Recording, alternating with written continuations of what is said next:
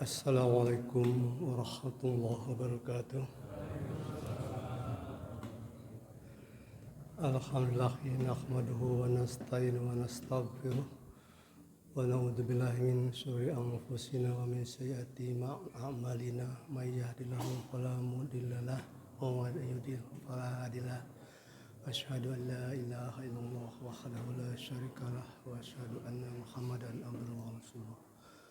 Allahumma sholli ala sayyidina Muhammad wa ala ali sayyidina Muhammad kama shallaita Ibrahim wa ala ali Ibrahim fil alamin innaka Hamidum Majid. Qala Allah ta'ala fil Qur'anil Karim a'udzu billahi minasy syaithanir rajim. Bismillahirrahmanirrahim. Ya ayyuhalladzina amanu kutiba alaikumus syamu kama kutiba alal ladzina min qablikum la'allakum tattaqun. Hadirin yang berbahagia, sidang salat tarawih yang dimuliakan Allah Subhanahu wa taala. Pertama-tama marilah kita panjatkan puji dan syukur kehadirat Ilahi yang telah memberikan rahmat dan karunia kepada kita, sehingga kita bisa hadir dalam rangka mendekatkan diri kepada Allah, taqarrub ilallah. Demikian pula rahmat dan salam semoga senantiasa terlimpah atas junjungan kita Nabi besar Muhammad sallallahu alaihi wasallam. Hadirin yang dimuliakan Allah, diriwayatkan oleh seorang ahli tafsir yaitu Abdullah bin Mas'ud yang menyebutkan bahwa kalau Allah Subhanahu wa taala memulai kata-katanya atau kalimahnya dengan kata-kata atau kalimah nida munada, seruan atau himbauan, maka bisa dipastikan bahwa betapa pentingnya informasi yang akan disampaikan setelah kata-kata seruan itu. Dan kalau bukan informasi yang disampaikan secara positif, maka betapa kuat larangan yang akan disampaikan setelah kalimat nida atau munada itu.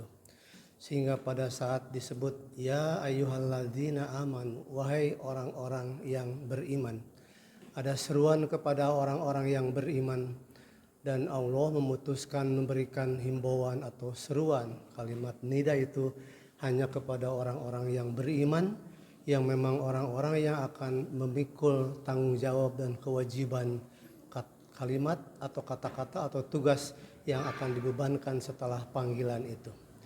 Sehingga pada saat dikatakan kutiba alaikumus syiyam, diwajibkan kepadamu siam. Siam yang sebagaimana kita kenal mengandung makna saum, atau nenek moyang kita juga sudah lekat dengan istilah puasa. Puasa yang kita terjemahkan dari kata saum atau sinonim barangkali untuk kata saum dalam bahasa kita, yang menunjukkan arti bahwa menahan diri. Menahan atau menahan diri yaitu menahan diri dari makan, dari minum dan hawa nafsu syahwat atau hubungan suami istri mulai dari waktu fajar sampai menjelang maghrib. Dengan demikian bahwa kutiba alaikumus syiyam, diwajibkan kepadamu itu berpuasa, menunjukkan satu pernyataan secara tertulis yang sangat tegas. Bahkan dalam beberapa sumber bahasa asing istilahnya itu adalah strong recommendation, rekomendasi atau prescribe, tapi sangat kuat, sehingga itu adalah himbauan bahwa betul-betul diharapkan kita melaksanakannya itu. Sehingga istilahnya di kita kutiba itu adalah diwajibkan kepadamu berpuasa. Setelah kalimat kutiba alaikumus syamu dilanjutkan dengan kama yang menunjukkan arti sebagaimana. Kama, sebagaimana, seperti halnya. Kemudian kutiba alaikum minkum, kutiba alaikumus syiyam kama kutiba aladzina min qablikum. Artinya diwajibkan kepada mereka yang, siapa? Yang min qabla. Qabla berarti sebelum kita, kum. Jadi artinya ini tidak hanya sebatas diwajibkan kepada kita, tapi diwajibkan kepada orang-orang sebelum kamu. Dan Allah Subhanahu wa taala menyampaikan di akhir dari bagian ayat itu, la'allakum tattaqun. La'allakum tattaqun mengandung makna agar kamu sekalian bertakwa, tapi banyak juga yang mengartikannya supaya kamu memiliki mindful of Allah, memiliki kesadaran akan eksistensi dari diri ini, akan eksistensi dari hati dan pikiran ini. Tetapi kita lebih banyak yang menerjemahkannya takwa, yaitu melaksanakan apa yang diperintah Allah dan menjauhi apa yang dilarangnya. Hadirin yang berbahagia, kalau kita simak beberapa hal yang kita ketahui, terutama terkait dengan asbabun nuzul, dari apa yang kita ketahui, bahwa kalau kita merujuk kepada sebab-sebab turunnya ayat Al-Quran, kita bisa menelaah kembali apa yang diriwayatkan oleh Ibnu Jarir dari Mu'ad bin Jabal radhiyallahu an, bahwa sesungguhnya Nabiullah Muhammad SAW pada saat sampai ke Madinah di waktu hijrah, beliau berpuasa Asyura, kemudian dilanjutkan puasa 3 hari setiap bulan sesudahnya. Artinya Rasulullah Shallallahu Alaihi Wasallam melakukan ibadah puasa pada saat sampai di Madinah, di saat hijrah dilakukan, sekali lagi yaitu dilakukan di hari Asyura, bulan Muharram tanggal 10. Dan kemudian beliau juga rajin melaksanakan ibadah puasa setiap 3 hari, setiap 3 bulan selama masing-masing 3 hari lamanya. Yang menarik adalah bahwa puasa itu sendiri, kalau itu tadi dikatakan 0 Hijriah, katakanlah puasa yang dilakukan Nabi itu, kemudian setelah 2 tahun lamanya Nabi Muhammad SAW melihat bahwa ternyata sebelum 2 tahun itu ada peristiwa-peristiwa, terutama Nabi Muhammad melihat bahwa orang Yahudi di sekitar Madinah itu melakukan puasa. Pada waktu ditanya mereka, mengapa kalian melakukan puasa? Orang-orang Yahudi itu mengatakan bahwa kami melakukan puasa sebagai tanda syukur kepada Allah Subhanahu wa taala yang telah menyelamatkan